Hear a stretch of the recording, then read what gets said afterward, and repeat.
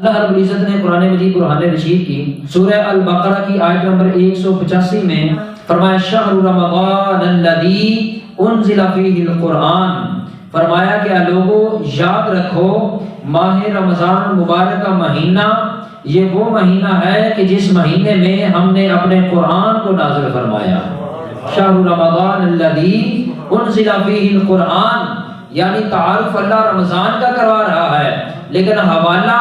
اور دلیل اور اس کا تعارف اللہ تعالیٰ نزول قرآن کے ذریعے کروا رہا ہے۔ فرمایا کہ شہر رمضان الذی، اگر تم دیکھنا چاہتے ہو کہ ماہ رمضان کا مقام کیا ہے، اس کی برکت کیا ہے، اس کی عظمت کیا ہے، اس کی شان کیا ہے، اس کا رتبہ کیا ہے، اس کی رفعت اور بلندی کیا ہے، اللہ کی بارگاہ کے اندر اس کا مقام اور مرتبہ کیا ہے، تو فرمایا کہ رمضان وہ مہینہ ہے کہ جس مہینے میں ہم نے اللہ رب العزت کا کلام سلطان الکلام قرآن مجید برہان رشید، جو انسانیت کے لیے سراپا ہدایت بھی ہے، انسانیت کے لیے سراپا رحمت بھی ہے، انسانیت کے لیے سراپا فوز و فلاح بھی ہے، فرمایا کہ ہم نے رمضان المبارک میں قرآن کو نازل کر کے ایک طرف قرآن کے نزول کو رمضان میں رکھا تو دوسری طرف رمضان کو نزول قرآن کا حامل بنا دیا۔ تو اللہ رب العزت نے دونوں کا رشتہ، دونوں کا تعلق آپس میں جوڑ کر کہا شہر رمضان الذی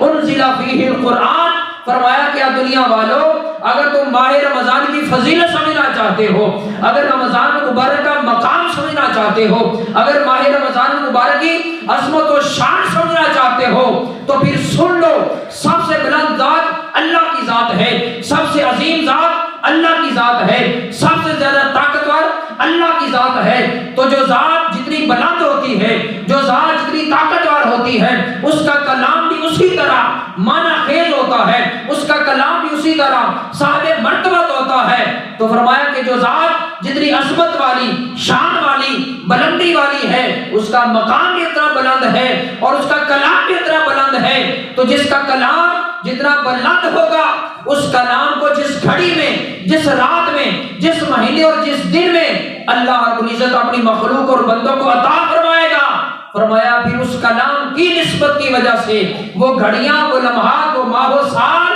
پھر وہ عام نہیں رہتے، بلکہ وہ بھی اس کلام کی نسبت کی وجہ سے سب سے بلند ترین ہو جاتے ہیں۔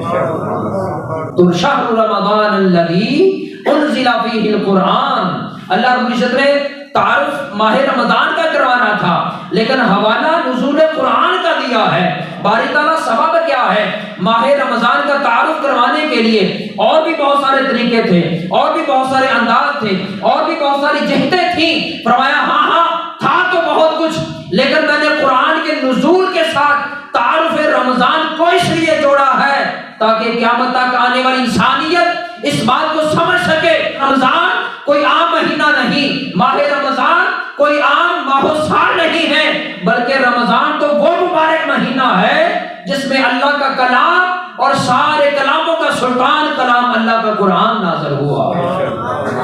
فرمایا اس اعتبار سے شہر رمضان الذی انزل فیہ القرآن، تو اللہ تعالیٰ نے نزول قرآن کا تعارف ماہ رمضان کا تعارف بنا دیا۔ اس کی ایک مثال میں آپ کو دیتا ہوں۔ دیکھیں ہم بس اوقات جب کسی چھوٹی ذات کا تعارف کروانا ہو تو اس کے ساتھ کسی بڑی ذات کو اٹیچ کر دیا جاتا ہے، اس کے ساتھ نسبت جوڑ دی جاتی ہے۔ مثال کے طور پر کوئی بہت بڑا کامل درجے کا اللہ کا ولی ہو، کوئی مرشد کامل ہو، اس کے ہاتھوں میں ہاتھ دے کر جب کوئی بیعت ہوتا ہے اور اس کے ساتھ روحانیت کا رشتہ جوڑ لیتا ہے تو بس اس وقت وہ مرید اور وہ بیعت کرنے والا، وہ راہ سلوک کا مسافر خود تو ایک معمولی سا انسان ہوتا ہے، لیکن جب کبھی اپنے شیخ، اپنے مرشد، اپنے مربی، اپنے محسن اور اپنے روحانی پیشوا کا وہ جب تعارف کرواتا ہے کہ میں فلاں کا مرید ہوں، میں نے فلاں کے ہاتھ پر بیعت کی ہے، تو دراصل اس شیخ کامل کا تذکرہ اس لیے کیا جاتا ہے کہ میری تو اپنی ہستی کوئی نہیں ہے، میرا تو اپنا وجود کوئی نہیں ہے، میرا تو اپنا تعارف کوئی نہیں ہے،